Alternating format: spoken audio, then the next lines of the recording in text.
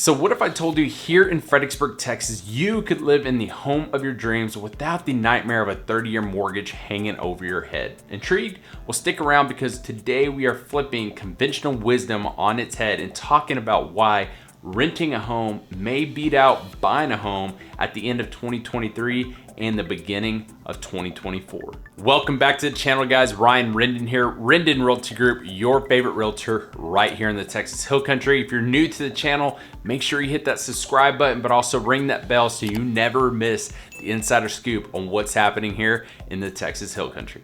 So before we dive into why renting a home may be a better fit for you for the rest of this year and going into 2024, let's discuss some of the benefits of buying a home that you just do not get when renting.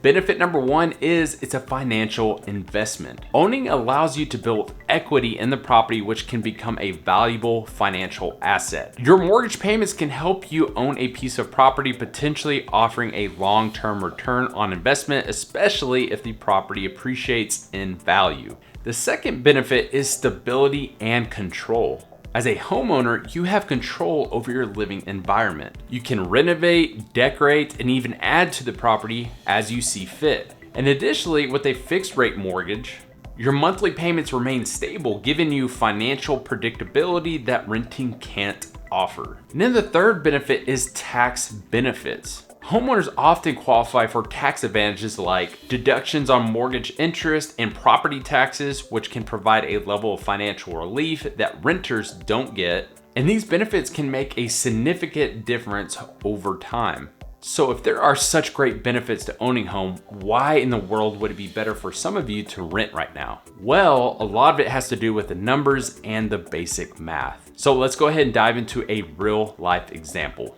So the number one place to look for a rental house is on Zillow. There's no sugarcoating that. That is just the place to look. Okay, so let's go ahead and look at this rental property here on 1606 Redwood Court.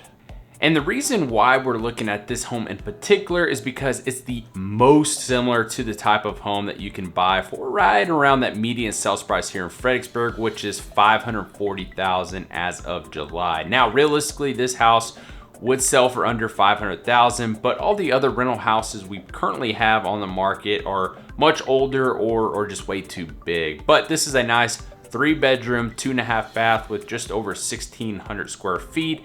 And it appears to have, all the new modern finishes that a lot of people are looking for nowadays. And I'm sure a lot of you are gonna be thinking, holy cow, for $3,000 a month, I'm only getting 1,600 square feet.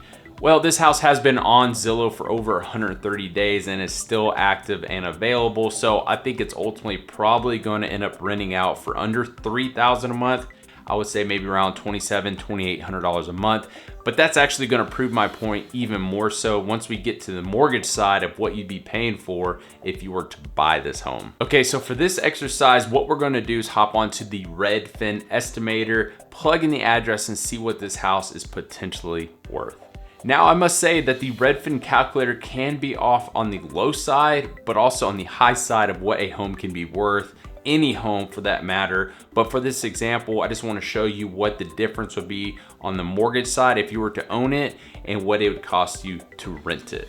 So according to the website, 1606 Redwood is worth $420,000. So now what we're going to do is hop onto a mortgage calculator, which are all kinds of mortgage calculators out there. All you have to do is hop onto Google and search for a mortgage calculator. But for this example, what we'll do is go ahead and start filling in this calculator, starting off with the home's value at $420,244, a 5% down payment, and an interest rate of 7%.